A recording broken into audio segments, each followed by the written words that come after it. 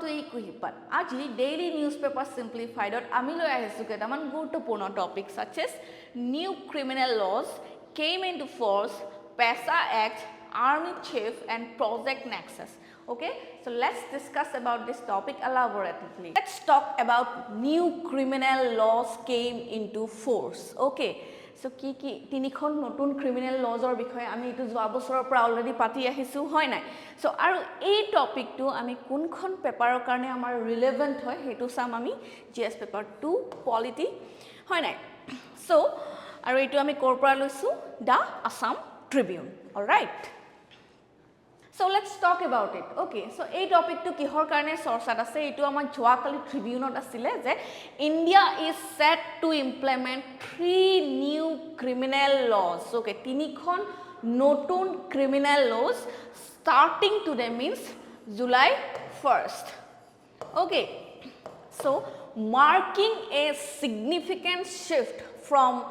British era legal frameworks to a modernized criminal justice system. So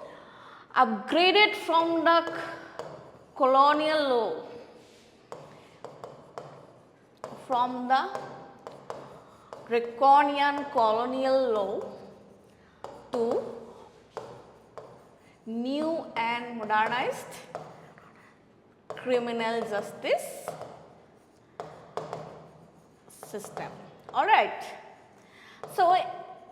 এই তিনিখন act tar impact ki hobo pare, potential challenges, implementation. So এই pros and cons bur amar ahibologia mains exam or karone eta guruttopurno topic hoy. Okay, so ami ei tinikhon act or bikhoye pohu etia. So the new laws introduced ki tinikhon notun law introduce kora hoise. Okay, so Bharatiya Nyaya Sanhita, it replaces Indian Penal Code 1860. Okay, so 1860 jikhon APSC code asile Bharatiya Nyaya Sanhita etu replace korise. Okay, ami detail ke bujhim ki replace hoise, notun ki phase introduce hoise hoy nai. So Bharatiya Nagarik Suraksha Sanhita, it replaces the Code of Criminal Procedure 1973. All right, and Bharatiya Sakshya Adhiniyam replaces the Indian Evidence Act 1872. All right. So let's talk about the modern provision. So jitu amar criminal justice system to adhunikikoronor karone ketaman provision introduce kora kotha koise. So ki provision? So zero FIR, so allows first information register to be filled, first information report to be filled at any police station irrespective of jurisdiction. Je enekwa nohoy je etu mur jurisdicted area hoy mur so moi yate report koribo lagibo. So apuni jikono ekhon jagat thakibo pare aru kiba jodi crime hoy ba kiba sur pati hoy apunar logot apuni hei thana tat register koribo pare hoy nai nijor case tu. Then online registration of police complaints, it simplifies the process for citizens. So etia ami police complaints bur online o register koribo paru. Etu ki korise amar karone jitu amar eta accessible situation eta create korise hoy nai. So that electronic summons, so kisuman summons can be sent via SMS and other electric models. Okay, so SMS or through mail or through ebur pothiabo pare. So mandatory videography koise je crime scenes bur videograph kori pelai rokhar kotha koise for records. Okay, so jiblak heinous crime hoy heibur. All right, then aims and objective, ei je tinikhon law anile tar aims ki ba tar objectives ki hei bikhoye ami pohibo lagibo. So justice focused hoy tinikhon. Okay, a approach to justice oriented hoy, such as the new laws prioritize providing justice over panel action. So manuhok ba citizen hokolok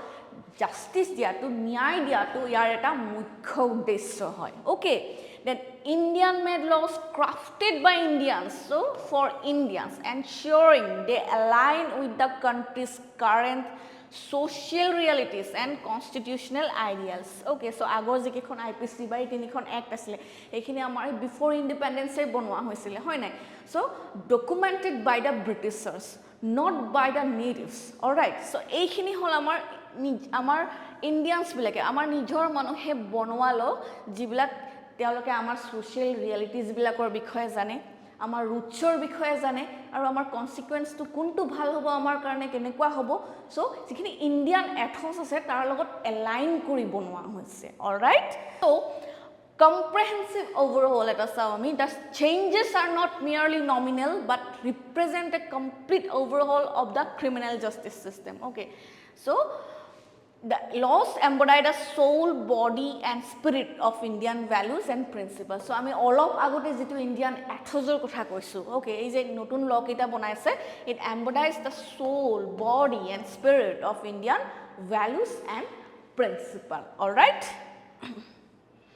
then so এইটো কি বুলি কোৱা হয়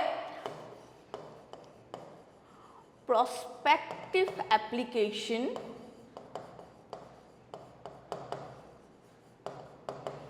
and non-retroactivity. Okay, মানে কি হয় এই legal টার্মটো কি বুজায় যে সেইখিনি সময়ত এই ল কেইটা এনাক্ট কৰাই নাছিলে সো ইন কেস কিবা ক্ৰাইম কমিট হৈছে ইয়া কেস ৰেজিষ্টাৰ্ড হৈছে সেইখিনি হে আগৰ লতেই ইনভেষ্টিগেট হ'ব ইয়া ডিল কৰা হ'ব এই নতুন লৰ আন্ডাৰত সেইখিনি নপৰে সো লেটস টক এবাউট ভাৰতীয় Nyaya Sanhita 2023 so it adopts the definition of terrorism কোনখন এক্টৰ আছিলে unlawful activities prevention act right so tar terrorism or definition to loise and it includes counterfeiting as a terrorist act so jetia ami notor jalikoron koru and all heibilago terrorism or under adopt kori loise or punishable ki here korise by death or life imprisonment so any act that could be proved as a threat to the monetary stability of India or the country okay that will also be considered as an act of terrorism. All right, then cruelty against women, it defines cruelty by a husband or relative punishable by up 3 years in jail. Okay, so cruelty against women in case husband ya relative say women unique willful conduct okay that they push her to commit or suicide or to harm herself ba enekwa hobo pare je বহুত mental harassment kore physical torture kore so ei bilako ki hoy punishable keneke hobo and 3 years in jail. All right, then so crimes against women and children aligns with POSCO Act includes imprisonment or death for gang raping girls under 18. Okay, then ahile legal procedure okay zero FIR ami already kotha patisu apni jikono ekhon jagar pura nijor FIR submit koribo paribo and updates terminology with unsoundness of mind okay so mentally sick তেনেকুৱা টাইপৰ টাৰ্মিনোলজি বিলাক use নহব আৰু unsoundness of mind and aligns mob lynching punishment with murder. Okay, so কি হৈছে যে murderer কাৰণে যেটা punishment আছে এতিয়া যেনেকুৱা consequence আছে it will be same with mob lynching. All right, then petty organized crime, it defines group crimes like theft, unauthorized ticket sale as petty unorganized crimes. So Nagarik Suraksha Sanhita 2023 community service okay so under section 23 it allows community service as a punishment for minor crimes in case of vandalism okay but theft তেনেকুৱা কে সৰু সৰু আৰু মানে so তেতিয়া কি হয় যে তাত বেছি ডাঙৰ পানিশমেন্ট নিদিপ্লাই কি হয় কমিউনিটি সাৰ্ভিস দিয়ে সো কোনোবাই প্ৰটেষ্টৰ নামত গৈ vandalism কৰিলে নল তেও কিছুমান এনজিঅক এসিস্ট কৰিব দিয়া হল বা এনেকুৱা কিছুমান কামত লগোৱা হল যাৰ থৰে সোসাইটি কিছু উপকৃত হয়. All right, so then ahile handcuffing okay so it is restricted to heinous crimes like rape and murder okay aru ki koribo pare police bilake it can use handcuffs from arrest to court production. Okay, so arrest korar pora court loi joa loke teo handcuff to use koribo pare. Then preventive detention to some detainees must be brought before a magistrate or released within 24 hours in petty cases. In case সৰু সৰু crime বিলাকত okay অৰ্গানাইজড crime বিলাকত কি হ'ব পাৰে যাক detain কৰা যায় তাক মেজিষ্ট্ৰেটৰ সন্মুখত 24 আৱাৰ্ছৰ ভিতৰত আনিব লাগিব ওকে এইটো এটা holistic approach হয় because কি হয় in case যদি তে innocent হয় he could be released right then ভাৰতীয় সাক্ষ্য অধিনিয়ম okay then electronic evidence itu evidence act to আমাৰ হয় নাই so section 61 it equates electronic records with paper records so electronic evidence jene email hok message hok and others okay videos hok so ei bilako ki hoy je paper records or logot similar boli koise but under okay 65b কি কৰিছে যে এখন তাৰ কাৰণে এখন certificate লাগিব বুলি পেলাই কৈছে okay so certificate খন কি হয় যে admissibility of electronic records now requires a certificate okay of the Indian Evidence Act so in case eta email eta produce kora hoy okay as an evidence so hetu to obviously ami as a paper logot equate korime hoy nai hetu similar evidence hoy but eta bostu ami sabo lagibo tar authenticity to okay tar validity to so hetu কোনটো কোনজন সেন্ডারে sign কৰিছে কোনটো ডিভাইসৰ পৰা কৰিছে timing কি okay so তাৰ authenticity যাতে compromise হোৱা নাই হেখিনি আমি এনালাইসিস কৰিব লাগিব অলৰাইট দেন সিগনিফিকেন্স এই সিগনিফিকেন্স পুখিনি আমি পঢ়িম ইয়াৰে decolonisation of law so replaces British era laws designed to punish removing signs of slavery and promoting justice so it is justice oriented hoy boli ami already porisu aru etu ki hoy je decolonization of laws heikhini amar whole before independence e bonaisile act khini okay aru it was preferred by the britishers all right so ami ki hoy je amar indians bilakor ethos indians bilakor values e bilak eko consider kora hoa nasile so it's like decolonization of British era laws okay so atia ki hol etu amar original law now then protecting citizens right it ensures all constitutional rights of Indian citizens are upheld focusing on delivering justice so justice oriented ako paiso aru ki hoise je hei bilak law remove korise jibilake ki korisile amar civil liberties of hamper korisile hoy nai so aru constitutional rights hokolore jate ensure kore tat gurutto dise yate then ahile transparency and efficiency so it enhances system transparency and efficiency through digitalization of the criminal justice process from FIR to judgment e-court EFIR এইবিলাকে আমি পঢ়িছো হয় না so এটো কি হয় যে এটো কি এনহান্স কৰিছে ট্ৰান্সপাৰেন্সি হয় না এতিয়া পাবলিক ওৰিয়েন্টেড হয় মানুহখিনিয়ে গম পায় আৰু কি কৰিছে ইনক্ৰিজ কৰিছে এফিচিয়েন্সি কিওয়াৰ্ডছ পুৰ আমি মন কৰি যাম okay then enhances system transparency so system to খুব transparent হোৱা বুলি পাইছো and efficiency through which digitalization of the criminal justice process okay so quicker justice eta ase so guaranteed justice within 3 years or bhitor justice hoboy tarikh pe tarikh tu mane etia change hoy gol aru hoy nai with police required to update complaints on the status of complaint every 90 days and subsequently every 15 days okay so it will be a very quicker justice delivery system all right then issue that related issues bur ki hobo pare challenges bur ki hobo pare so opacity in crafting the acts were crafted without publishing inputs from stakeholders or final report of the Ministry of Home Affairs Committee for Reforms in Criminal Justice kuno stakeholders or pura inputs loa hwa nasile so etue ki hoy jetu ami transparency kotha koi asu no tar upor question raise kore all right then increase suspicion so suspicion kyo raise korise the acts framework fosters mistrust build kore between the state and citizen so already ami paisu je opacity in crafting jot kono stakeholders bilakor input loa hwa nai ba final reports of the Ministry of Home Affairs or Committee for Reforms in Criminal Laws ebilakor inputs আমি দেখা নাই আৰু এইটোৱে কি কৰিছে suspicion arise কৰিছে কাৰ মাজত state আৰু সিটিজেনৰ মাজত ওকে যে ষ্টেটে সিটিজেনছৰ একো ইনপুটস নলোৱাকে কামবোৰ কৰি আছে নেকি so with the state appearing adversarial to the public okay যেনিবা পাব্লিকৰ একো অপিনিয়ন নাই তেওঁলোকৰ একো কনসাৰ্ন নাই তেনেকুৱা এটা সিন ক্ৰিয়েট হৈছে so continuation of colonial power so এই একখন কি হয় যে police custody duration beyond current limits perpetuating unchecked police powers so reminiscent of colonial rule so jodio ami bare bare koi asu je decolonization of British era rule boli pelai but still there is a continuation or continuity force of colonial power kene koi police reform kisuman koribo ase kisuman draconian laws etiao ase hoy nai police custody duration beyond current limits then unchecked police powers okay prison reforms এইবিলাক এতিয়াও আছে এটাতে so this is also an issue okay then inadequate reforms okay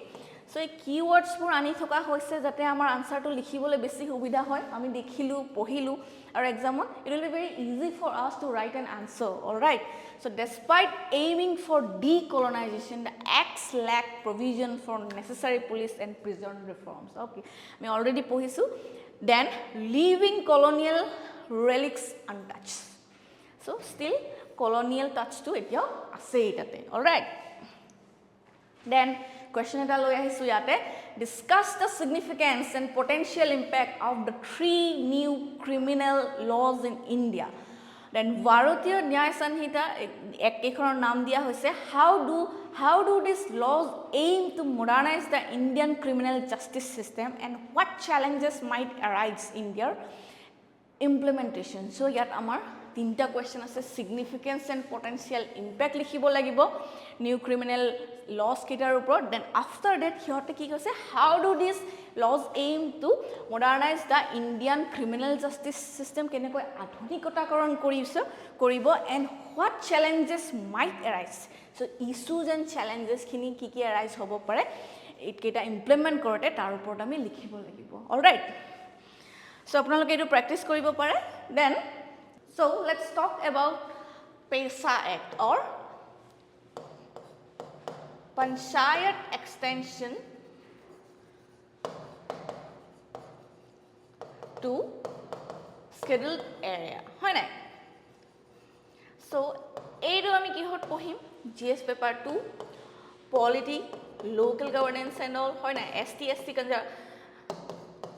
then environmental degradation in GS paper 3 all right so let's see what does the context say the article addresses the conflicts between conservation and resource extraction in India okay so ami eta dilemma bikhoye koa dekhisu conservation of natural resources versus allowing the local communities to extract the resources such as timber and all right so that political representation for marginalized communities political representation through A2 Act to PESA Act to kak represent korise marginalized communities jekhini amar backward communities ase and it can enhance forest conservation so jetia telokok autonomy dia hobo teloke nijor local forest tomu conserve koribo karone nija initiative lobo effort lobo hoy nai and simultaneously this can help the communities economic interest hoy nai so etu ami dekhisu so ki koise je conserving the local resources then ako empowering the marginalized communities then after that how it can enhance their economic interest all right then conflicts in conservation efforts in India the main conflictor bikhoye koa hoise one is conservation versus local resource extraction and another is conservation versus economic development ei bikhoye ami just kotha patilu jeneke ami natural resource homu conserve korar kotha koisu also at the same time ami tat thoka local communities khini ko etu privilege dibo lagibo jate teoloke tar pora sustain কৰিব কাৰণে ৰিসোৰ্সেস এক্সট্ৰাক্ট কৰিব পাৰে হয় নাই then conservation ভাৰ্সেস economic development হয় নাই আকৌ conserve কৰিম আমি দেন কি হয় যে ইকোনমিক ডেভেলপমেন্টৰ কাৰণে কিছুমান ডেভেলপমেন্টাল এক্টিভিটিজ লোৱা হ'ব পাৰে প্ৰজেক্ট কিছুমান দিব পাৰে কনস্ট্ৰাকশন হ'ব পাৰে এণ্ড অল হয় নাই মাইনিং হ'ব পাৰে সো তাৰ কাৰণে কি হয় যে ইট মে হ্যাম্পাৰ দা এনভায়ৰনমেন্ট হয় নাই আমি একেদিন কথা পাতিয়ে আছো যে কনজাৰভেশন ভাৰ্সেস ইকোনমিক ডেভেলপমেন্ট হয় নাই সো দেন ষ্টেট এপ্ৰোচৰ বিষয়ে কৈছে যে state approach it has always been piecemeal মানে কি হয় এটা টেম্পোৰাৰি হয় এড হক ডিসিশন হয় এড হক আৰু কি হয় যে এটা উইদাউট কম্প্ৰিহেনসিভ ফ্ৰেমৱৰ্ক কিছুমান টেম্পোৰাৰি ডিসিশন লোৱা হৈ গৈছে without any comprehensive framework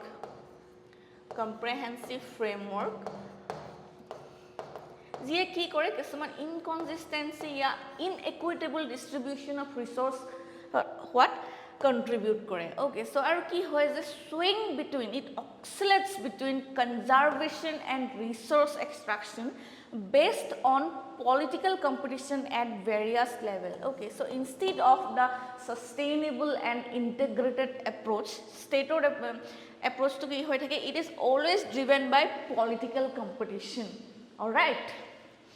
then ahile impact of this act on forest conservation so panchayat extension to skilled area a act khone ki impact pelaise hoy na kenekwa thoronor reservation as it reserves chairperson position and half of local government council seats for ST people still tribe people hoy na yar positive consequences ki hobo pare so tree canopy increased by 3% annually in the areas with ST representation so jitu tribal autonomy dia hoise hoy na self governance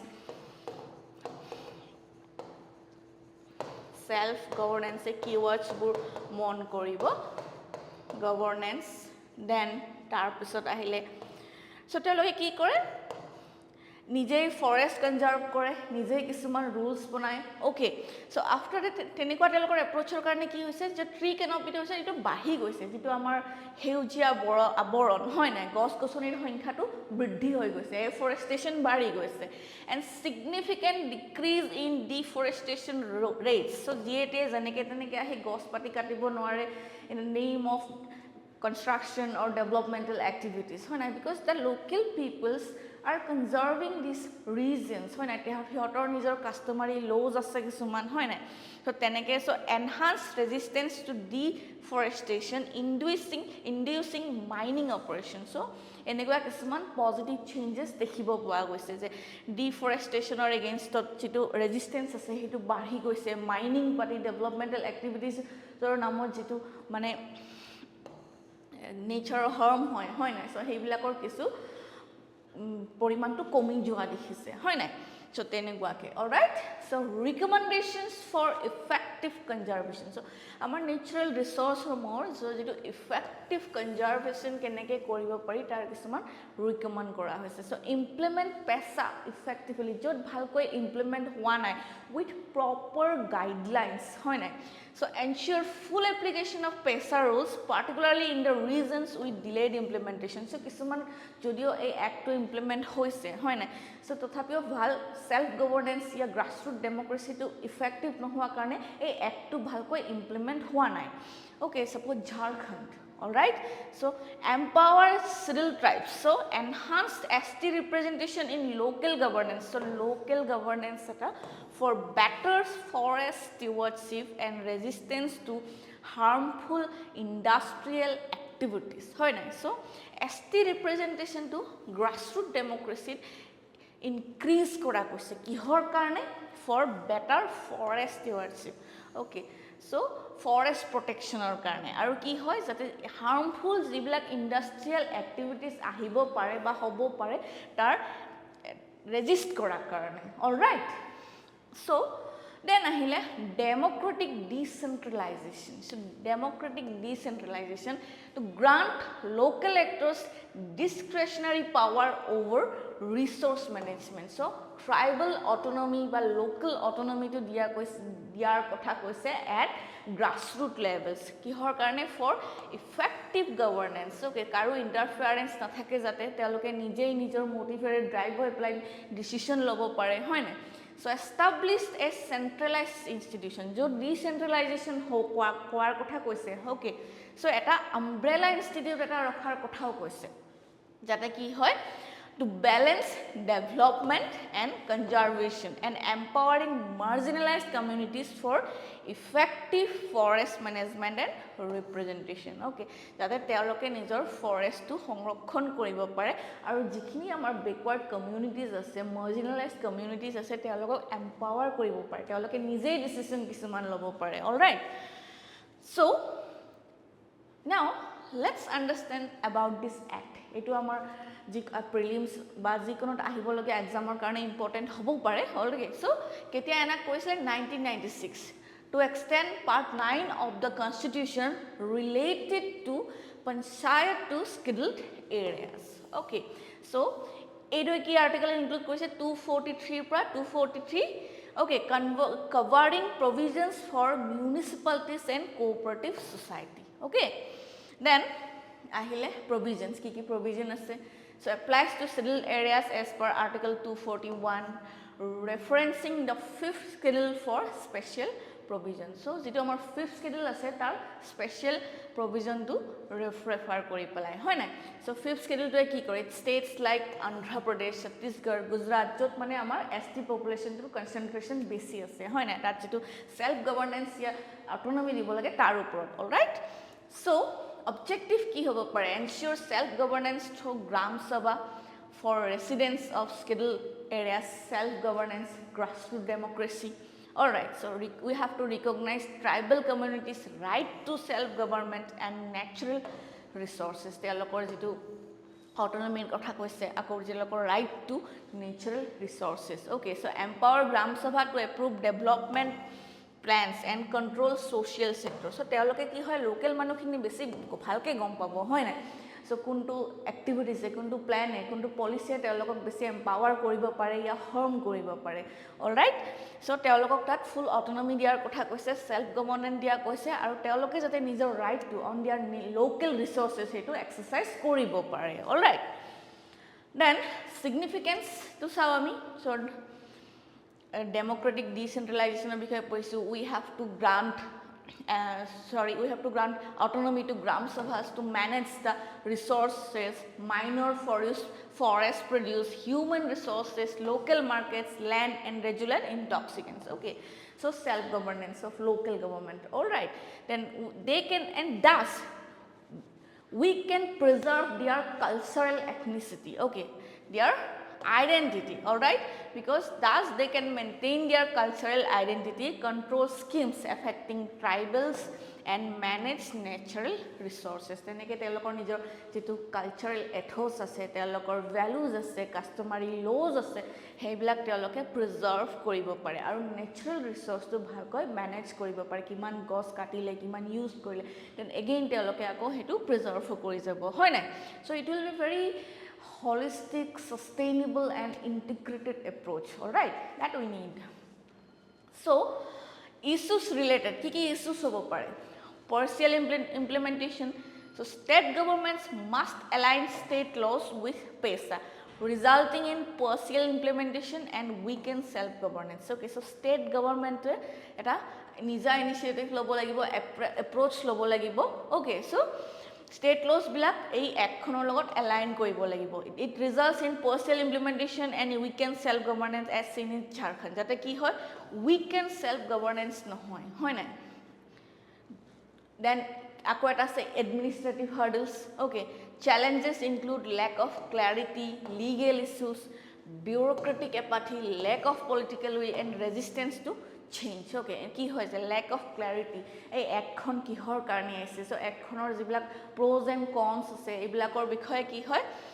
মানুহবিলাক বেছিভাগেই অব্লিভিয়াছ হয় সতে সেইটো lake of ক্লেৰিটিটো আঁতৰাই দিয়া হওক হয় নাই এইটো এটা চেলেঞ্জ হয় লিগেল ইছ্যুজ কিছুমান আছে হয় নাই বিউৰোক্ৰেটিক এপাথি মানুহখিনি ভালকৈ বুজিব পৰা নাই হয় নাই then lack of political will এটা আছে দেন ৰেজিষ্টেঞ্চ টু চেঞ্জ আমি কি কৰোঁ যে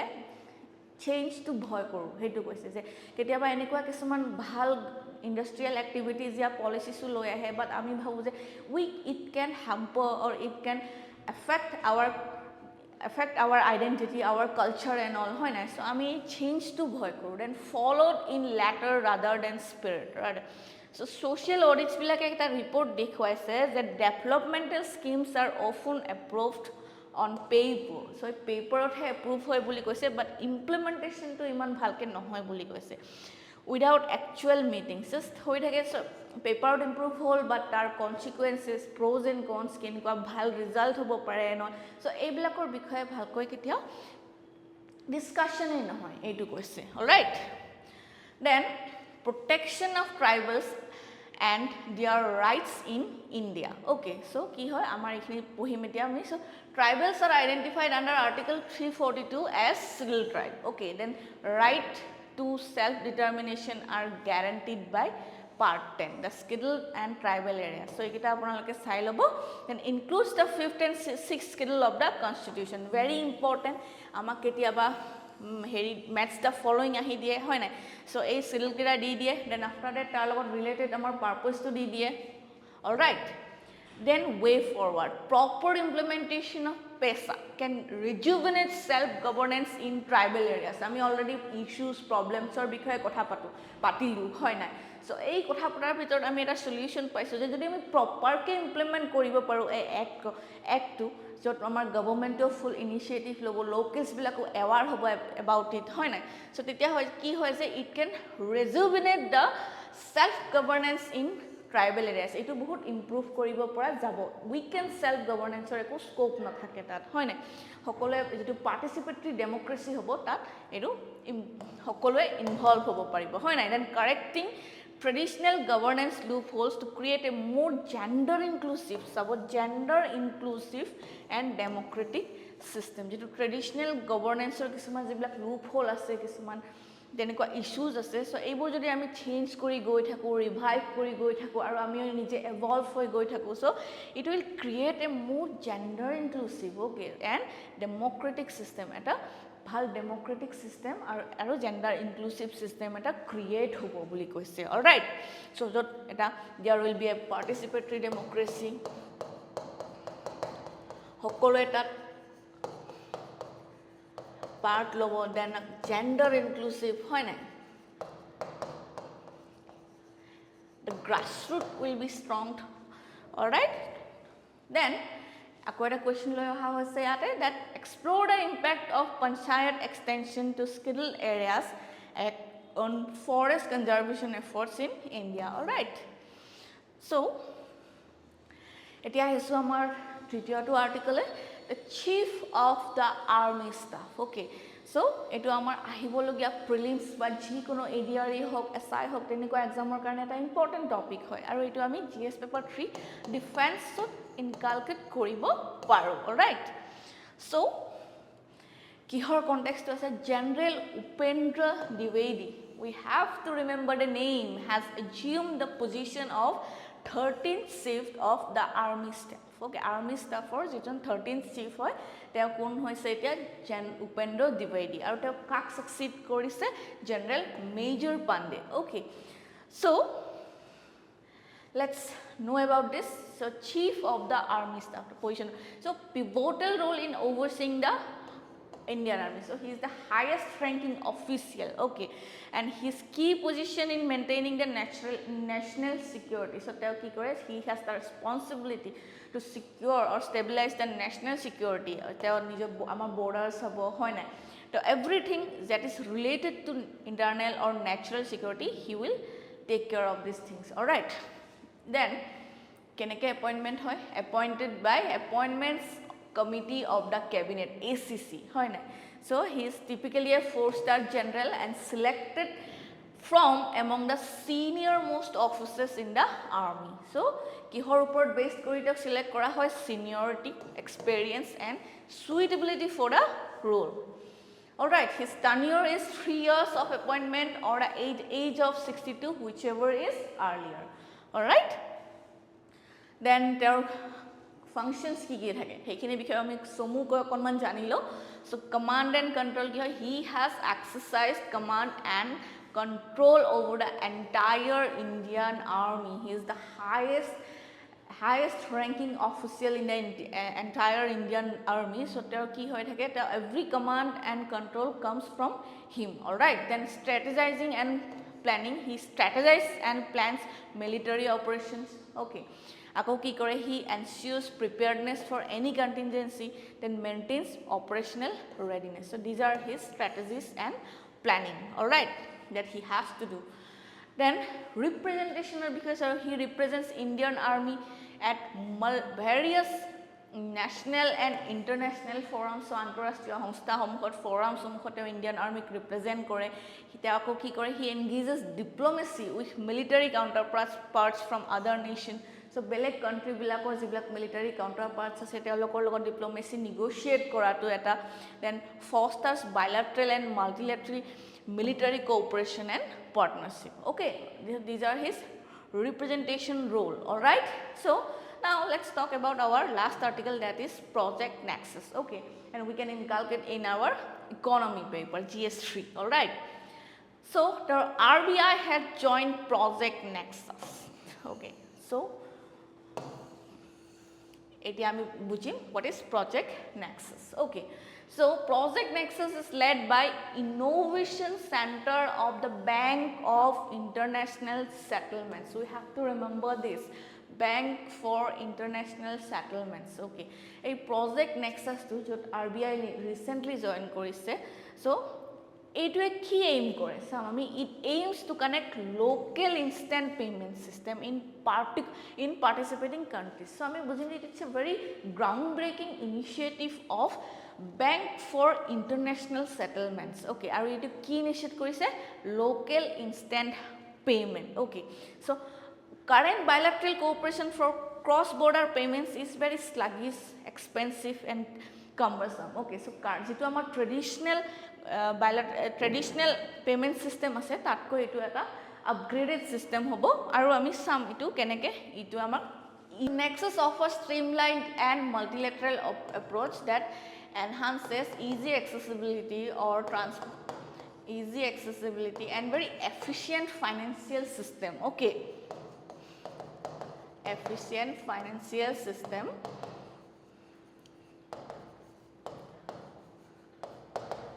আৰু এটো কি হয়, financial system to বহুত stable কৰে. Okay, so now there is no need for India to individual agreements with multiple countries. Ako individual agreement কিছুমান every country লগত bare bare কৰি থাকিব নালাগে, each and every country. Okay, so India can participate in a single unified framework with all Nexus participants. So gote jikhini country Nexus or লগত জড়িত আছে, এতিয়া India তেওঁলোকৰ লগত এখন single unified framework ত ইনভলভ হৈ গৈছে, হয় নাই?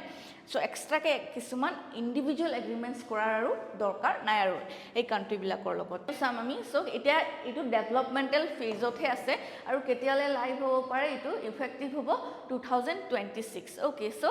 কি হ'ব, it will facilitate the central banks and instant payment system operation in each country to work towards live implementation of the next phase. Okay, then Bank for International Settlements, or simply BIS. Okay, we have to understand about this. Okay, it promotes global monetary and financial stability. Okay, so to our global monetary and financial stability, it helps in its growth, right? And it acts as a bank for central banks, then provides forum for international cooperation and dialogue. All right, etu eta global institute hoy that acts as a bank for central banks. All right, and it promotes global monetary and financial stability. All right,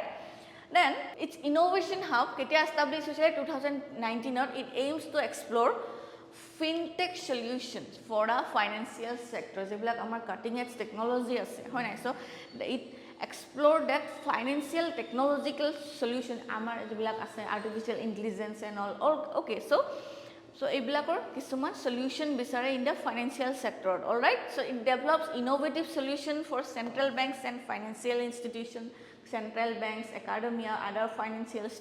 institution all right so that কিছুমান innovative solutions তেওঁলোকে explore কৰে it fosters international collaboration and knowledge sharing যেতিয়া কিছুমান international collaboration হয় it has forums of international dialogues all right so তেনেকুৱাকে কি হয় কিছুমান যেতিয়া knowledge share হয় best practices expertise কিছুমান share হয় না all right so এইকেইটা আছিল আমাৰ আজিৰ টপিক এই PDF টো পাবলৈ আপোনালোকক কমেন্ট সেকশনত দিয়া লিংকত ক্লিক কৰিব আৰু এখন গুগল ফৰ্ম দিয়া আছে হেতু fill up কৰিব all right so stay updated stay informed thank you